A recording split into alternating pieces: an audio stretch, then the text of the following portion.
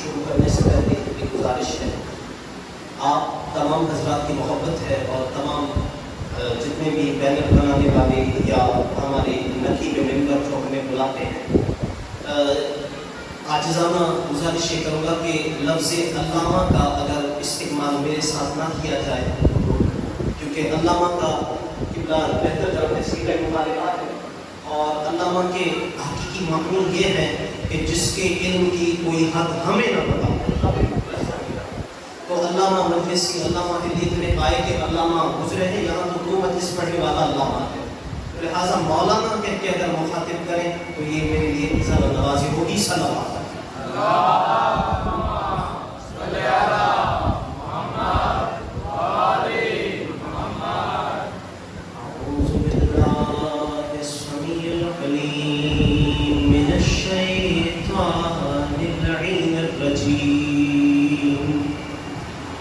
بسم اللہ الرحمن الرحیم، الحمد للہ المعروف من غیر رؤیت والخالق من غیر ربیت، الذی لم یزل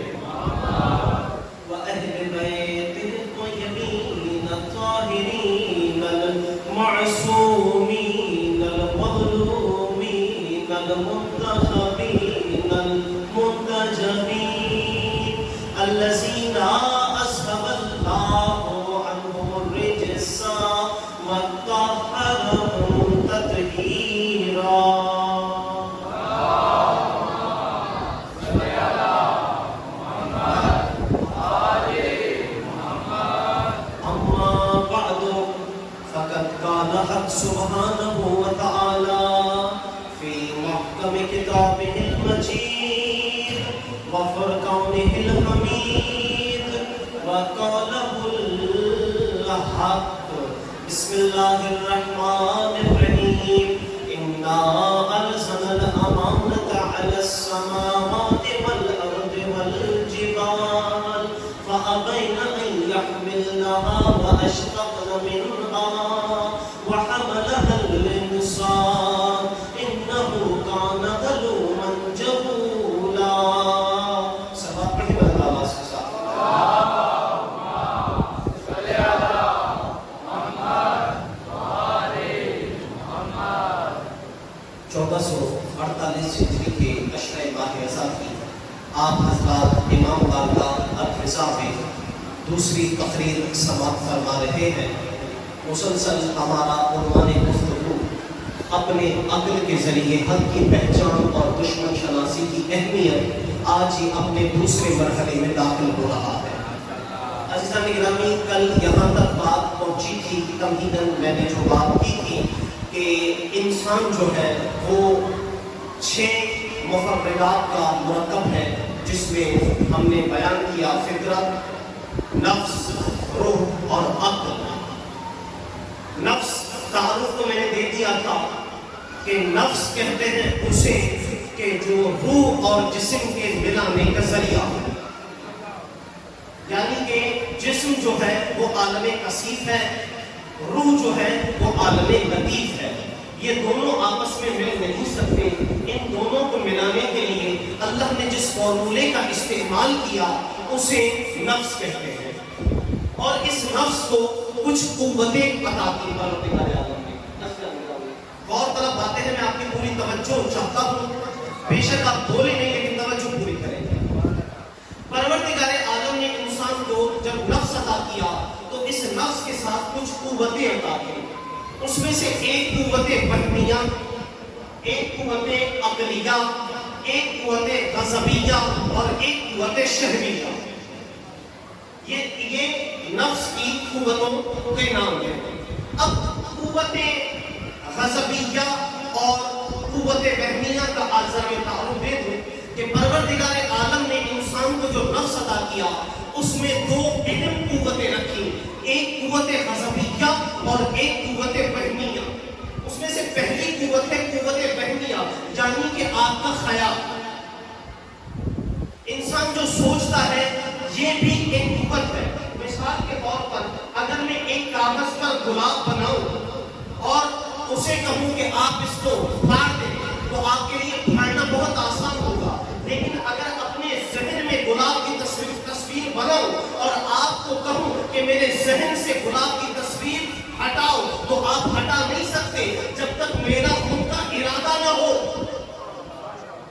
یہ اتنی اہم قوت ہے عزیزان گرامی، یعنی کہ تمام تر برائیوں اور اچھائیوں کی جڑ جو ہے وہ اس قوت فہمیہ کے ساتھ وابستہ ہے، جو انسان سوچتا ہے۔ سمجھ آ رہی ہے باتیں؟ یہ سبق پڑھے بلند آواز سے۔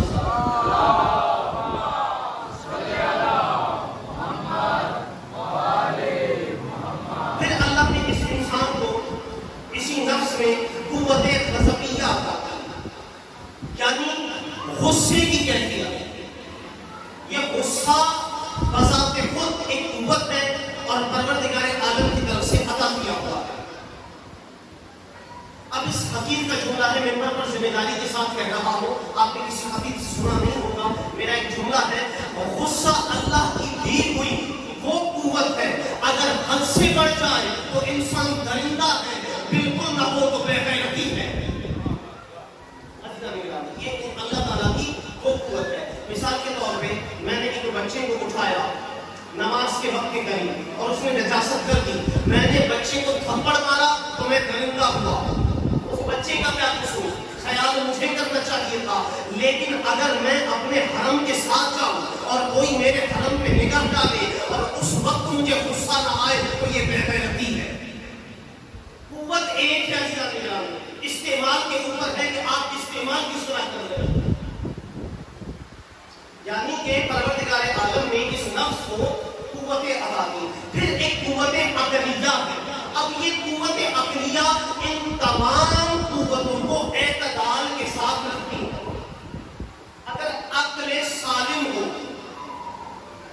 یوم لا ينفع مال ولا بنون الا من اتى الله بقلب سلیم، کہ قیامت کے دن نہ مال فائدہ دے گا نہ بیٹے فائدہ دیں گے، تو فائدہ کیا دے گا؟ کہ وہ کہ جو اللہ کے سامنے قلب سلیم کے ساتھ آیا ہو۔ امام جعفر صادق علیہ السلام سے پوچھا گیا،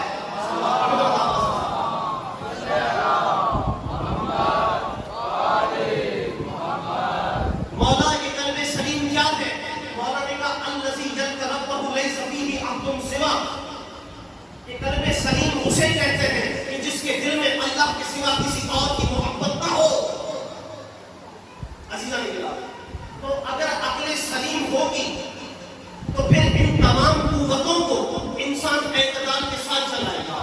ایک فلسفی تقریر ہے، میں آ رہا ہوں۔ اب اللہ نے جو انسان کے لیے فرمایا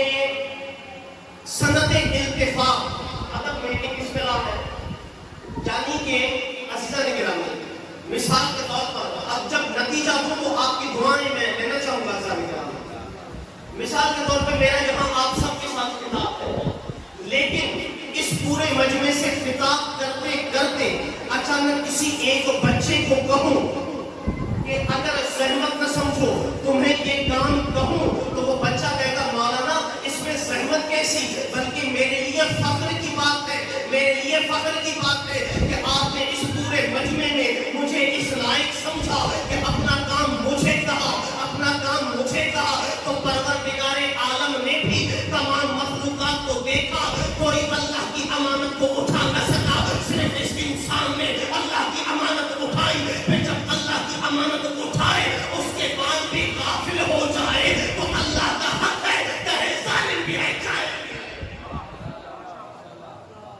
عزیزان گرامی، جب اپنی ذمہ داری کو نبھا نہ سکے، ایسے ہی نا کہ جب میں کسی ایک بچے کا انتخاب کروں، پہلے تو وہ کہے گا مولانا آپ نے اس قابل سمجھا کہ مجھے کہا، تو اللہ نے ہمیں ایک ذمہ داری دی، انسان نے خود وہ امانت لی، اس کے بعد انسان غافل رہ جائے تو پھر یہ انسان کا قصور ہے، اس کے بعد یہ انسان کا قصور ہے۔ عزیزان گرامی، میں جملے آپ کی خدمت میں عرض کر رہا ہوں کہ پروردگار عالم نے ہمیں کہا کہ میں نے امانت دی اور یہ امانت کوئی اٹھا نہ سکا، اور ہمیں اس لائق سمجھا کہ اپنی امانت دیں۔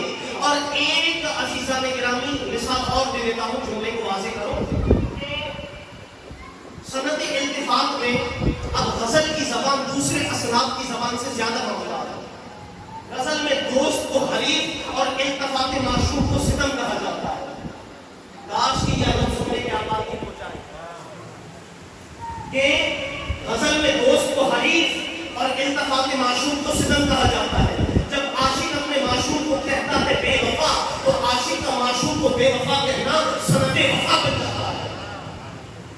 عزیزان گرامی، تو یعنی کہ مثال کے طور پہ اب نبی بھائی میرے بہت اچھے دوست ہیں، اب ان کو کہو آپ کے اخلاق نے مجھے دیوانہ بنا دیا ظالم، تو یہاں میں نے ظالم جو کہا وہ دشمنی نے نہیں کہا بلکہ محبت سے کہا۔ کہتے ہیں نا اکثر سرائکی میں کہاوت بھی ہے کہ محبت، بس صحیح میں نے بتا رہا ہوں کہ محبت میں کوئی جھگڑی، یعنی محبت میں قتل کر دیا تم نے ہمیں، تو یہ پیار سے کہا جاتا ہے۔ تو پروردگار عالم بھی انسان سے پیار کرتا ہے، جب ظالم اور جاہل کہہ رہا ہے تو یہ بھی بتا رہا ہے اے انسان تو کتنا عظمت والا ہے، کسی شجر کو، کسی حجر کو، کسی بھی پرندے کو اس قابل نہیں سمجھا کہ 5 وقت میری دربار میں ایسے جھکے جیسے تو جھکے، تجھے اس قابل بنایا پھر بھی تو میرے سامنے آتا نہیں، کتنا ظالم ہے۔ عزیزان گرامی، تو یہ ظالم کہنا بھی پروردگار کا صنعت انتفاق ہے، بڑی پیار سے پروردگار ہمیں کہہ رہا ہے۔ اور یہ اختیار دیا نماز کے لیے، مجھے مراد نہیں لے کے جائے گا، مجھے خود زحمت کرنی ہے، کیونکہ علی بن ابی طالب علیہ السلام کا جملہ کا میں نے حوالے کیا، سبق میں بتا رہا ہوں۔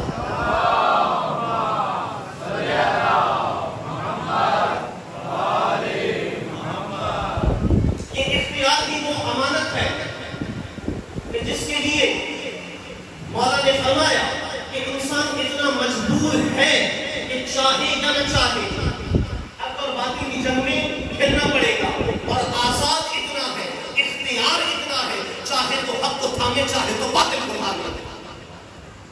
اب یہ اختیار انسانی ہے کہ چاہے تو حق کو تھامے چاہے تو باطل کو تھامے۔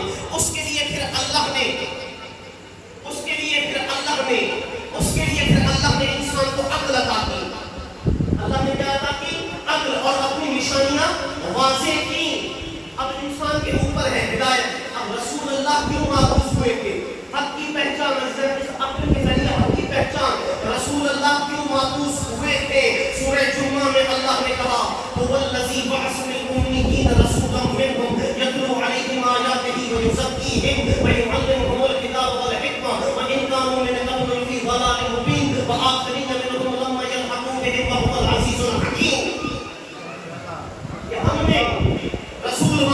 کیا کہ جو آیات کی تلاوت کرتا ہے اور تمہارے نفسوں کو پاک کرتا ہے، تمہارے نفسوں کو پاک کرتا ہے. مثال کے طور پہ میرا کپڑا نجس ہو جائے تو اسے پانی سے پاک کرنا آسان ہے، لیکن اگر نفس ہی نجس ہو جائے تو اس کی صحت یابی کے لیے، نفس کی پاکیزگی کے لیے پھر ایک معصوم نبی کی ضرورت ہوتی ہے. ایک معصوم نبی کی ضرورت ہوتی ہے کہ جو ہمارے نفسوں کو پاک کرے.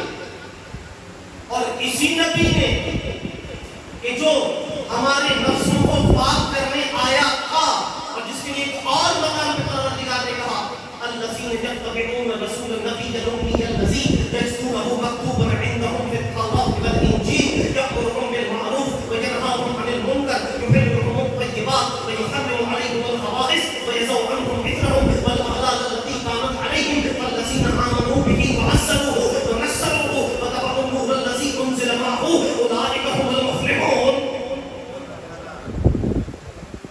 کہ تم پر اس نبی کی اتباع واجب ہے جس کا ذکر تورات میں بھی ہے، انجیل میں بھی ہے،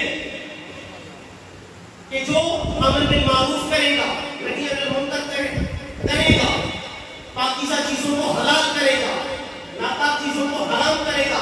اور تم پر لازم ہے کہ اس نبی کی اتباع کرو، اس عقل کے ذریعے اس نبی کو دیکھو. اس نبی کی اتباع آپ کے اوپر واجب قرار دے دی گئی. عزیزان اکرام غور کر رہے ہیں، سوال کرنا تو دعویٰ سکتا.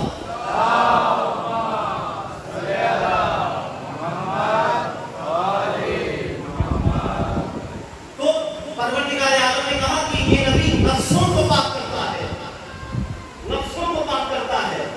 اور نفس کی برائیوں میں کیا؟ چوری بھی آ گئی، ڈکیتی بھی آ گئی، جھوٹ بولنا بھی آ گیا. سب کچھ ایسی چیزیں بھی آتی ہیں جو ممبر کا تقاضا نہیں ہے کہ بیان کی جائے. خصوصی مجلس سے اعضاء کے ممبر کا یہ تقاضا نہیں ہوتا کہ کھل کھل کے بھی بیان کیا جائے. کچھ ایسی برائیاں بھی ہیں کہ جن کو رسول پاک کریں گے. اب جب رسول اس دنیا سے گئے تو کیا یہ سب برائیاں ختم ہو گئی؟ کیا یہ سب برائیاں ختم ہو گئی؟ ختم تو نہ ہوئی. چوری بھی باقی رہی، ڈاکہ بھی باقی رہا، لیکن پھر پروردگار عالم نے کہا نبوت کا سلسلہ تو ختم ہے لیکن امامت کا سلسلہ ضرور چلے گا. اور عزیزان گرامی وجعلناہم ائمۃ یہدون بامرنا واوحینا الیہم فعل الخیرات واقام الصلاۃ وایتاء الزکاۃ وکانوا لنا عابدین. کہ ہم نے کچھ امام قرار دیے ہیں جو ہمارے امر سے انسانوں کی ہدایت کرتے ہیں. عزیزان گرامی، اور ان اماموں کی تفسیر صحیح بخاری جلد نمبر 2 جو میرے پاس موجود ہے. رسول اللہ نے فرمایا لا یزال الاسلام عزیزا الا 12 خلیفہ کلہم من قریش.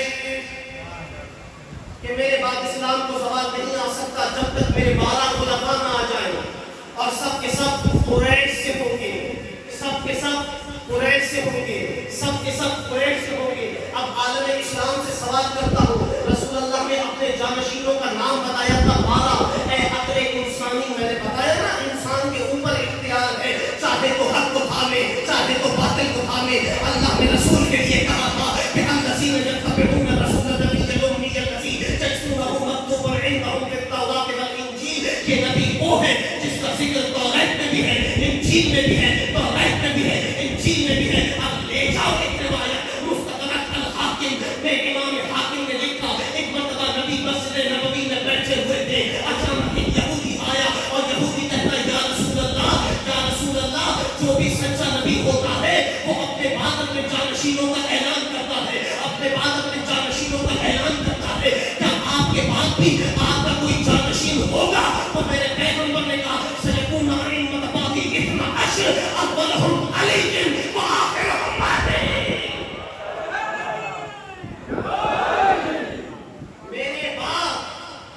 میرے 12 امام ہیں، ان میں اول علی ہے، آخری مہدی ہے. تو فوراً اس یہودی نے نام سنتے ہی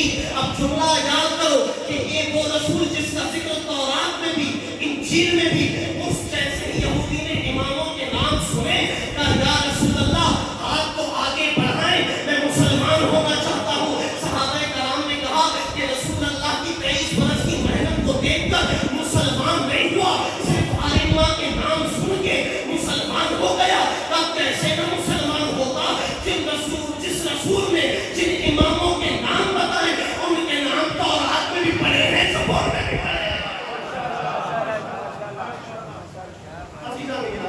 اور اس حدیث کے لیے اب علماء میں تعریف کریں گے. اس حدیث کے لیے امام حاکم کہتے ہیں ھذا حدیث صحیح الاسناد علی شرط الشیخین ولم یخالفہ. یہ حدیث شیخین کی شرائط پر پورا اترتی ہے, یعنی بخاری اور مسلم. صلوات پڑھیں نا بلند آواز سے.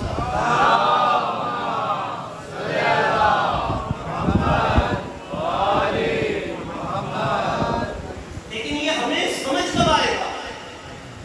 سمجھ تبھی آئے گا جب ہم ان سے وابستہ ہوں گے اور قرآن کو کھول کھول کے پڑھیں گے. قرآن کو کھول کھول کے پڑھیں گے. جہاں میں نے فلسفہ بیان کیا, جہاں میں نے منطق بیان کی, جہاں میں نے تبلیغ کی, وہاں عقل انسانی کو جھنجھوڑا. کسی سے کوئی جھگڑے کی بات نہیں ہے, کیونکہ قرآن کہتا ہے. قرآن پر غور کیوں نہیں کرتے؟ ایسا نہیں, بس غور کرنے کی بات ہے. جیسے پیغمبر نے اپنے جانشینوں میں اعلان کیا, یہودی اعلیٰ ظرف تھا مسلمان ہو گیا.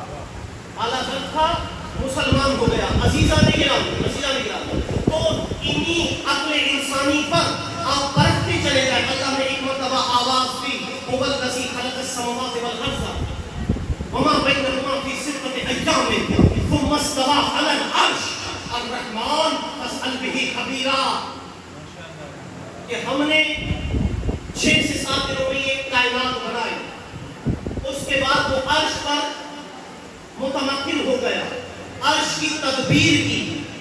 وہ رحمان ہے. اور اگر تمہاری یہ باتیں سمجھ نہ آئے, فاسأل بہ خبیرا, کسی خبیر سے سوال کرنا, کسی جاننے والے سے سوال کرنا. خبیر کہتے ہیں کسے؟ خبیر کہتے ہیں جاننے والے کو, خبر رکھنے والے کو, کہ جس کے پاس خبر ہو, جس کے پاس خبر ہو وہی ان اسرار کائنات کو بیان کر سکتا ہے. اور ہم اس مولا کو ماننے والے ہیں. نہ پتہ چلتا کہ وہ خبیر کون ہے اگر منبر سلومی سے میرے مولا نہ کہتے سلومے سلومے. اب ایک نکتہ خطیبانہ میں یہ مجبوری ہے خطیبانہ بھی دیتا چلا جاؤں تاکہ آپ کی خاموشی کو توڑوں. یعنی سلومی کا مطلب کیا, اس کی تفسیر کیا؟ اللہ نے یہ کہا کہ کسی خبیر سے پوچھو, اور خبیر کا نام ہے علی.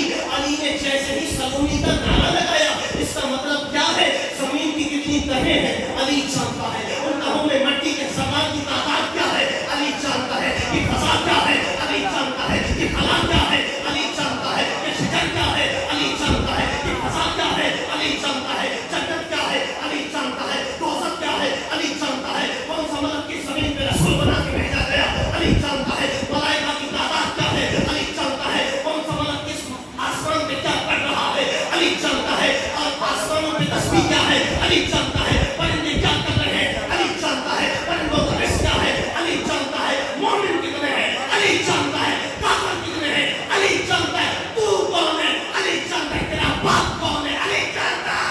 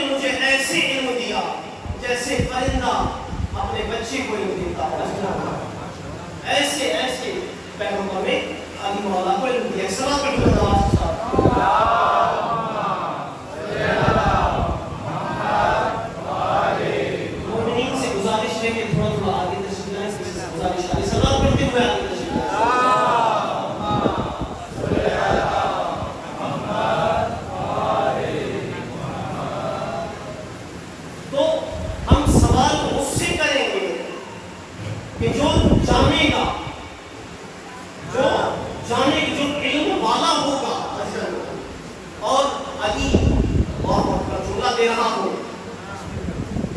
حق کی پہچان دشمن شناسی کی اہمیت اپنے انسان کے ذریعے علی کے لیے پیغمبر نے کہا علی یوم الحق کے والحق کو ماں علی حق کے ساتھ ہے اور حق علی کے ساتھ ہے. علی نے کسی میدان میں ہمیں شرمندہ نہیں کیا, کسی میدان میں ہمیں شرمندہ نہیں کیا. تو سوال بھی کریں گے تو علی ابن ابی طالب علیہ السلام سے کریں گے. کسی بھی مسئلے میں ہم پھنس جائیں تو ہمارے پاس راہ علی کے علاوہ کوئی اور راستہ نہیں ہے. اور عزیزان گرامی اللہ نے کہا الذین یؤمنون باللہ ورسولہ وعدهم اللہ فی الدنیا والآخرہ وأعد لهم عذابا مہینا. اب یہ عقل کے ذریعے آپ نے فیصلے کرنے ہیں, عقل کے ذریعے کہ عقل ہوگی تو ان آیات کو آپ سمجھیں گے کہ جو امانت پروردگار نے دی ہے یہی تو ہے کہ کون ان آیات کو پڑھ کر حق کا دامن پر پکڑ رہا ہے, کون باطل کی طرف جا رہا ہے. تو جیسے ہی اللہ نے کہا جو اللہ کو اور اس کے رسول کو اذیت دی ان پر دنیا میں بھی لعنت ہے, آخرت میں بھی لعنت ہے. اور لعنت کا لفظ قرآن میں ہے. میں نے اشارت کہا کہ لعنت کا لفظ قرآن میں ہے کہ جس نے اللہ کو اذیت دی اور رسول کو اذیت دی. اب دیکھیں عزیزان گرامی, میں جو ہوں انسان ہوں, مجھے اذیت یا میری خوشی میرے فیس ایکسپریشن سے ظاہر ہوگی. مثال کے طور پہ ہم سلام ہوں, آپ نے کہا معلوم پڑے ہم سلام معلوم بولتے ہیں تو میں نے کہا کیسے پہچانا؟ کہ آپ کے چہرے کے تاثرات بتا رہے ہیں, آپ کے چہرے کے تاثرات بتا رہے ہیں. اللہ کو نہ جسم رکھتا ہے نہ حس رکھتا ہے. اللہ کو کیسی اذیت اور پتہ کیسے چلے کہ اللہ کب راضی اور اللہ کب ناراض؟ تو قرآن عام مفسروں سے نہ پوچھنا. ہمارے یہاں تفسیر بالرائے کی گنجائش ہی نہیں ہے. تفسیر بھی ہم معصوم سے پوچھتے ہیں کہ معصوم سے پوچھو کہ اللہ کب راضی ہے اور اللہ کب تم سے ناراض ہے. تو فوراً پیغمبر نے کہا علی و زہرا جس سے راضی اللہ اس سے راضی. تو یہ ہم ہمیشہ آیات جو پڑھتے ہیں اس کی تفسیر بھی احادیث معصوم سے لیتے ہیں. اب ایک اور آیت کی تلاوت آپ کی خدمت میں کرنا چاہتا ہوں اگر اجازت دیں. یہ اپنے انسانی کے تحت میں آپ کو حق کی پہچان بتا رہا ہوں, پھر ایک آج کی تقریر میں نتیجہ دوں گا. اللہ نے کہا اللہ نور السماوات والارض مثل نورہ کمشکاۃ فیہا مصباح المصباح فی زجاجۃ الزجاجۃ کأنہا کوكب دري یوقد من شجرۃ مبارکۃ زیتونۃ لا شرقۃ ولا غربیہ یکاد زیتها یضیء ولو لم تمسسه نار نور علی نور یهدی اللہ لنورہ من یشاء یضرب اللہ الامثال للناس واللہ بکل شیء علیم. فی بیوت اذن اللہ ان ترفع ویذکر فیہا اسمہ ویسبح لہ فیہا بالغدو والآصال.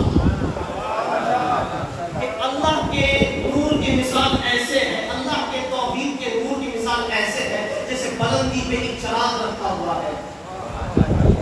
بلندی پر ایک چراغ رکھا ہوا ہے اور وہ چراغ نہ شرقی تیل سے روشن ہے نہ غربی تیل سے روشن ہے. یہ ایک پاک زیتون کے شجر سے روشن ہے. اور اگر تم نے اللہ کی توحید کا چراغ دیکھنا ہو تو ان گھروں کو دیکھو جن گھروں کو اللہ نے بلند کر دیا اور صبح و شام وہاں اللہ کی تسبیح ہوتی ہے. یعنی کہ اگر اللہ کی توحید کو سمجھنا ہے اور اس عقل انسانی پہ زور دے عقل کو ارتقا بخشنا ہے تو ان لوگوں کے ساتھ وابستہ ہو جاؤ جن کے گھروں پہ اللہ کی توحید کا چراغ ہے, اللہ کی توحید کا چراغ ہے. اب سلام کرو صحابہ کرام کو. اگر صحابہ کرام نہ ہوتے ہمیں پتہ نہ چلتا کہ یہ وہ گھر کون سے ہے. فوراً ایک صحابی پوچھے اور کہا یا رسول اللہ ہمیں بتائیں کہ اللہ کی توحید کا گھر وہ کہاں ہے جہاں اللہ کا چراغ رکھا ہوا ہے, وہ اللہ کا چراغ کہاں ہے؟ تو فوراً پیغمبر نے کہا کہ وہ انبیاء کے گھر ہے, وہ انبیاء کے گھر ہے. اب سلام ہے اس صحابی کو کہ جس کو یہ بات معلوم تھی کہ پیغمبر آگے بھی بیان کریں گے. اگر میں نے سوال کیا چپ کر کے بیٹھے نہیں گئے بلکہ سوال کیا کہ اے اللہ کے رسول اتنا بتائیے کیا علی و زہرا کا گھر بھی انہی گھروں میں سے ہے, انہی گھروں میں سے ہے؟ تو پیغمبر نے جھوم جھوم کے کہا نعم من افاصیلھا, ہاں ہاں یہ تو ان سے بھی افضل ہے, یہ تو ان سے بھی افضل ہے. عزیزان گرامی سبق پڑھے نا بندہ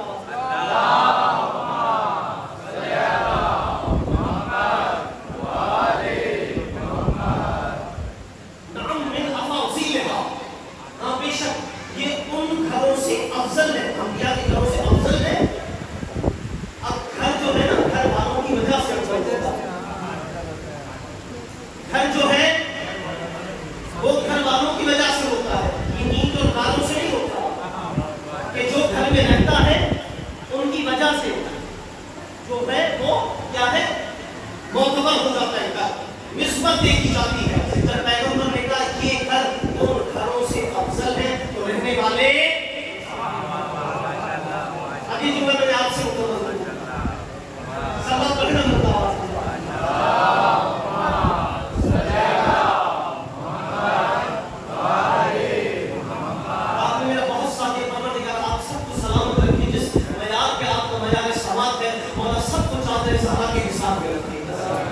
میں بہت اطمینان کے ساتھ خطاب کر رہا ہوں. ایک سبق پڑھنے والا آواز کے ساتھ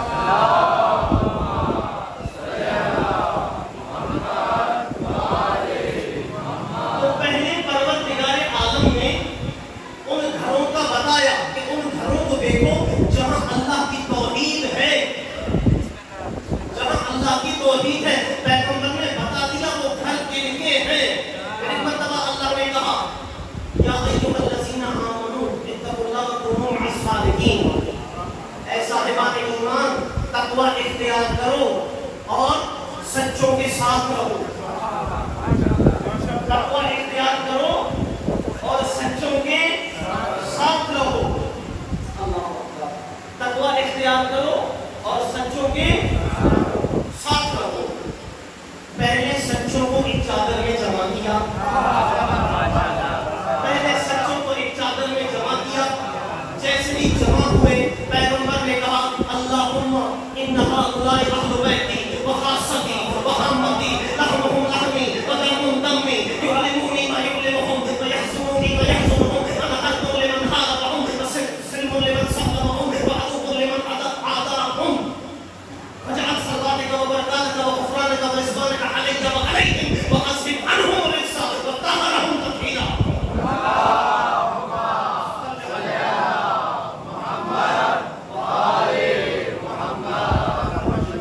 پہلے سچوں کو ایک چادر کے نیچے جمع کیا، پھر سچوں کو میدان میں دکھایا. فمن حاجک فیہ من بعد ما جاءک من العلم فقل تعالوا ندعو ابناءنا وابناءکم ونساءنا ونساءکم وانفسنا وانفسکم ثم نبتہل فنجعل لعنۃ اللہ علی الکاذبین. پہلے سچوں کو ایک چادر میں جمع کیا، پھر سچوں کو میدان. میں کہتا ہوں اوروں کو کیوں نہیں لے کے گئے؟ کیونکہ سب سچے پیسہ نگرام ہیں. پیغمبر کے تمام صحابہ سچے ہیں، اس میں کوئی شک نہیں ہے. لیکن وہاں کوانٹٹی نہیں چاہیے تھی، کوالٹی چاہیے تھی. عزیزان نگرام تو پیغمبر نے پہلے چادر میں جمع کیا، پھر میدان مباہلہ میں لے کے چلے اور عیسائیوں کے مقابلے پہ آئے. اب یہاں بھی عیسائیوں نے اپنی عقل سے فیصلہ کیا، کیونکہ عقل ہر انسان کو وعدہ ہوتی ہے. عقل سے کہا کہ میں ایسے سچے چہرے دیکھ رہا ہوں اگر پہاڑوں کو حکم دے پہاڑ ریزہ ریزہ ہو جائے. اور امام سے پوچھا گیا کہ مولا اگر یہ آل محمد کے مقابلے پہ ڈٹ جاتے تو ان کا حشر کیا ہوتا؟ آل محمد سے ڈٹ جاتے تو ان کا حشر کیا ہوتا؟ تو پیغمبر کے وارث نے کہا کہ وہ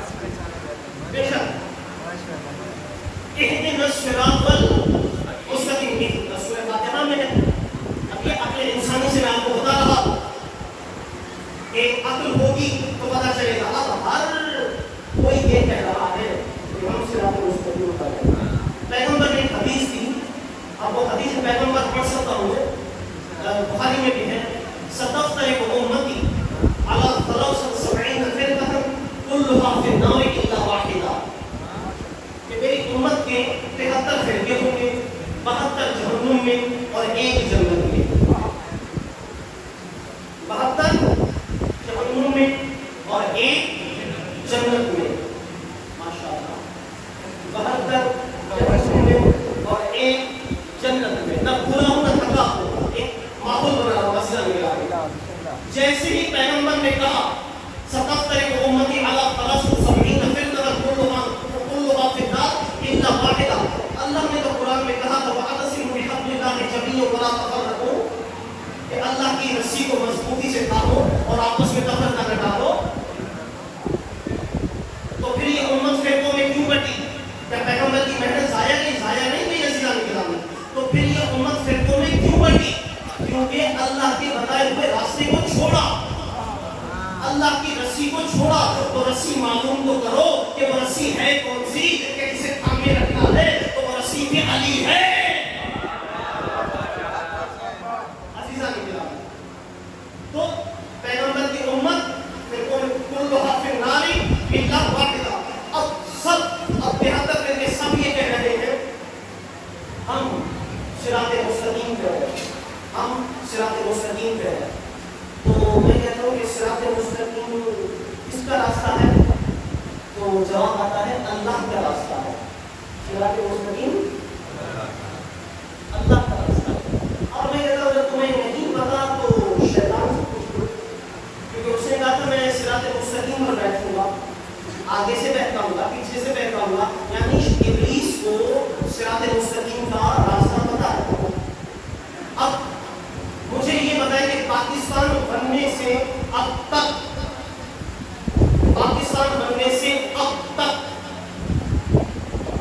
مساجد کی تعداد بڑی ہے یا کم ہوئی ہے؟ مدارس کی تعداد کم ہوئی ہے یا بڑی ہے؟ بڑی ہے۔ شیطان نے جو کہا تھا میں صراط مستقیم پر نہیں تو بہتا ہوگا، لیکن تعداد میں جو مسلسل اضافہ ہے ماشاء اللہ،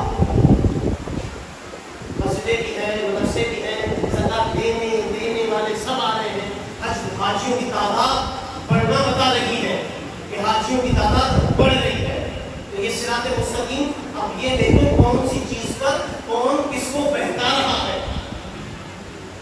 صراط مستقیم ہے کیا؟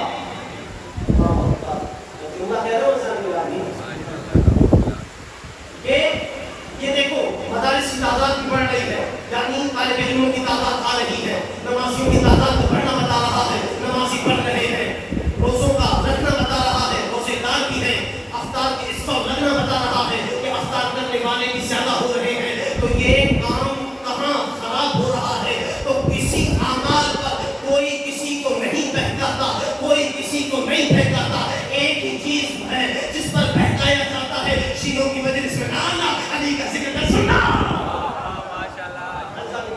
صراط مستقیم سے ہی بہکایا جاتا ہے۔ سوال کھڑے نہ کر رہا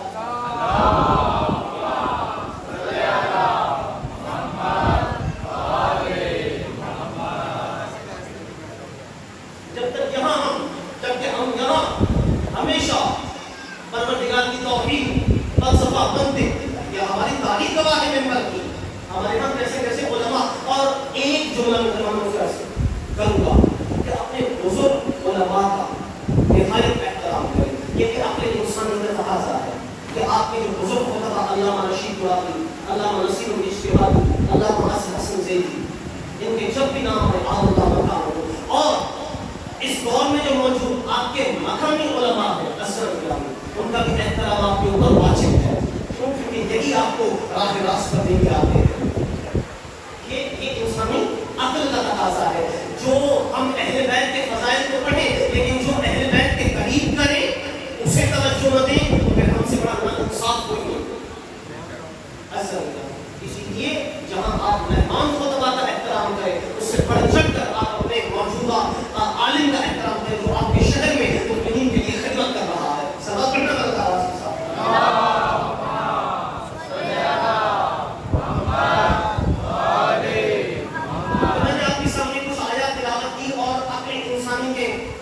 تفسیر میں آپ کو سمجھایا کہ اللہ نے جن کے ساتھ وابستہ رہنے کا حکم دیا ہے ان کی پیغمبر نے بارہا وضاحت اپنی احادیث میں کی، اور وہی جملہ دہراتا ہوں جو کل دہرایا کہ اب ہمارے اوپر ہے کہ جب ہم نے ان کے فضائل و مناقب دنیا کو آشکار کیا، اب لوگ ہمیں دیکھ کر کہہ رہے ہیں کہ ہاں یہ ایسے ہیں تو ان کے رہبر کیسے ہوں گے۔ اب یہ ہمارے اوپر ذمہ داری ہے کہ جن کے ہم نے اتنے فضائل پڑھے اور ان کی اتنی اعلیٰ صفات بیان کی، ان صفات کا مجھ پر اثر کیا ہو رہا ہے، میرے زندگی میں اس کا کیا اثر ہے۔ میں ایک حدیث پڑھنا چاہتا ہوں کہ چھٹے امام سے منقول ہے اپنے جد کی طرف سے کہ یا علی کہ ہم ہی وہ شجر طیبہ ہے، انا اصلها وانت فرعها، میں اس کی اصل ہوں، آپ اس کے تنے ہیں، حسن اور حسین اس کی شاخیں ہیں، وشیعتنا اوراقها، اور جو ہمارے شیعہ ہیں وہ اس شجر طیبہ کے پتے ہیں۔ آپ کو آل محمد نے شجر طیبہ میں شامل کیا کہ جو ان کا شجر ہے، اپنے شیعوں کو شجر طیبہ کا پتا کہا، یہ آپ کے لیے فخر کی بات ہے، اور پتا تب تک ہی ہرا رہتا ہے جب تک شجر سے جڑا رہے، جیسے ہی شجر سے الگ ہوا ہوا اڑا کے لے گئی، اس کا تھا یا اس کا تھا۔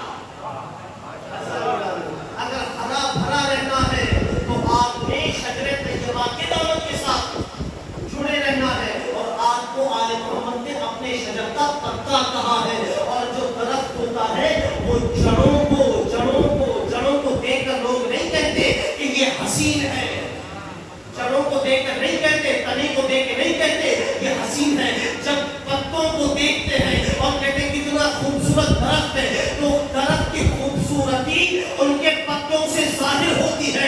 آل محمد نے آپ کو شجر طیبہ کے پتے کہا ہے، اگر آل محمد کو منوانا چاہتے ہو تو اپنے کردار میں ایسے اس جوانوں کو کہہ رہا ہوں، اپنے کردار میں ایسی سیرت علی اکبر پیدا کرو کہ دیکھنے والے کہیں کہ جب علی اکبر کا محب ایسا ہے، علی اکبر کیا ہوگا۔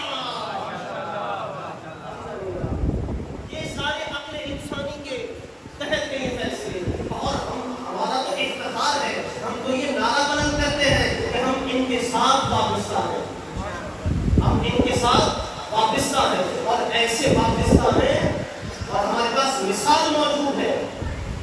ایسے تو بنے کہ جیسے مسلم بن عقیل علیہ السلام کو امام نے اپنا نائب بنا کے بھیجا تھا۔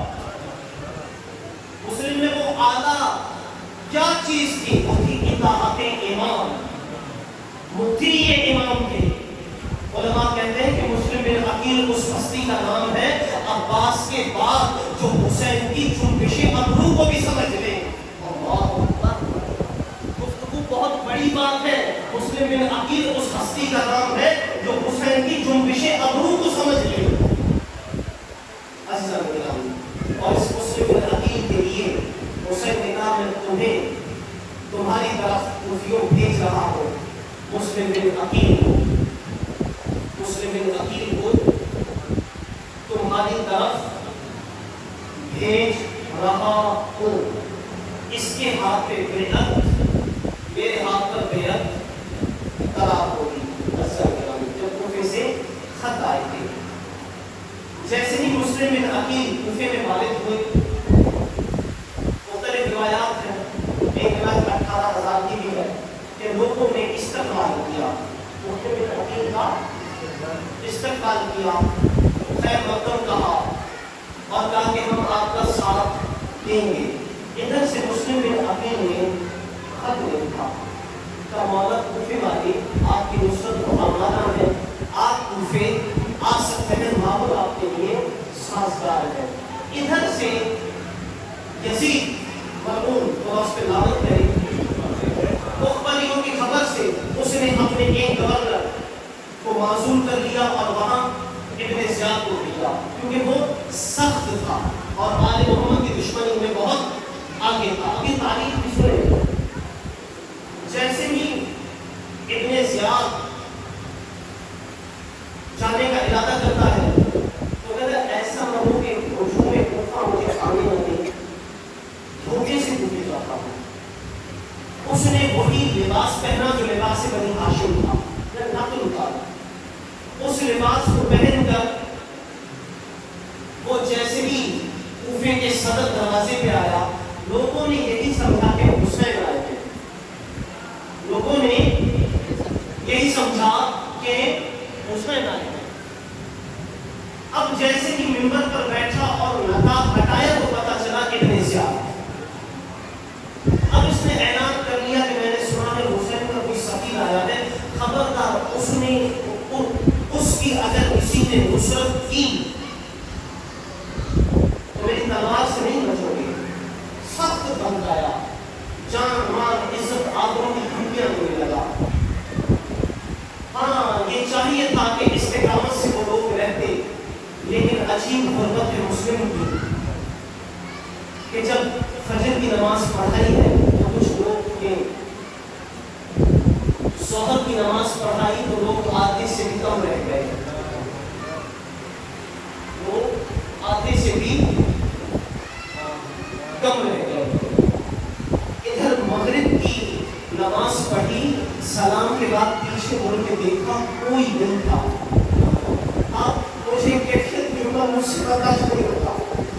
آپ ایک غریب کی غربت دیکھے، غریب الوطن ہو، اس کے ساتھ لوگوں نے وعدے کیے کہ میں تمہارا ساتھ دوں گا اور اینڈ وقت پر اس سے ہو کر جا اس کو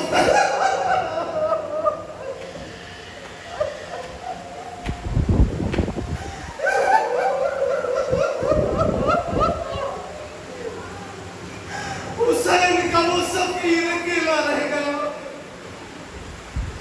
کوئی مسلم کا ساتھ دینے والا نہ تھا.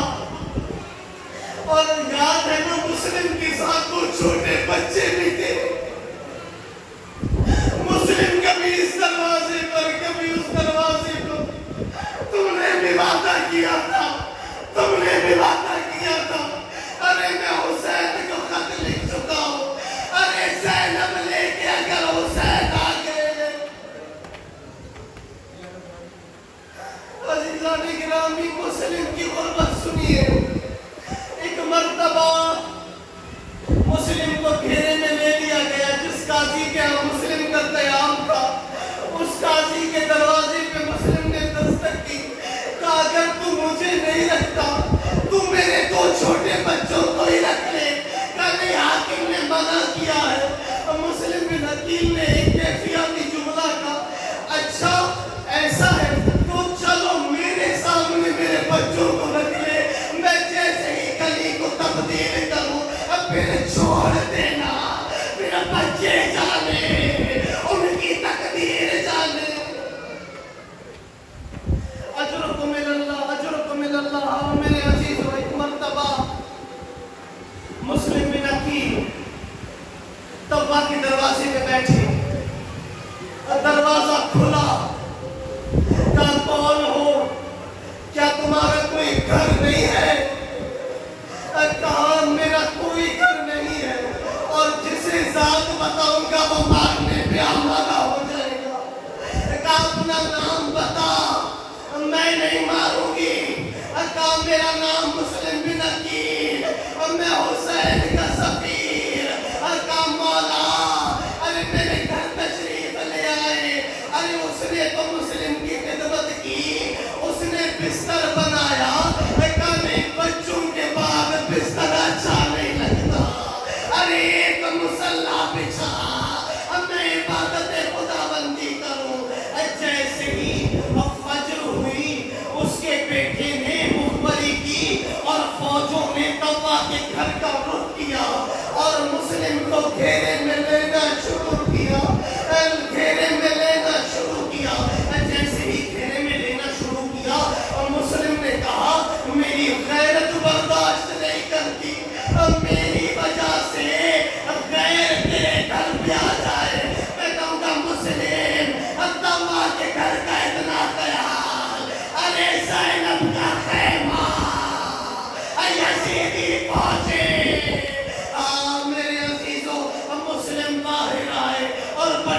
جہاد کی جنگ کی ہے، کوئی مقابلہ نہیں کر سکتا تھا مسلم کا۔ اب فوجوں پہ فوجیں آ رہی ہے، انہوں نے کہا مسلم کو دھوکے سے مارو۔ بدبخت عورتوں نے کپڑے جلا کے مسلم کے اوپر پھینکنا شروع کیے۔ اب مسلم گرفتار ہوئے اور جیسے ہی دربار میں آئے، اس سپاہی نے کہا کہ سلم علی الامیر، ہمارے امیر کو سلام کرو۔ اور مسلم نے کہا معلی امیر سوى الحسین، میرا حسین کے سوا کوئی امیر نہیں۔ بھائی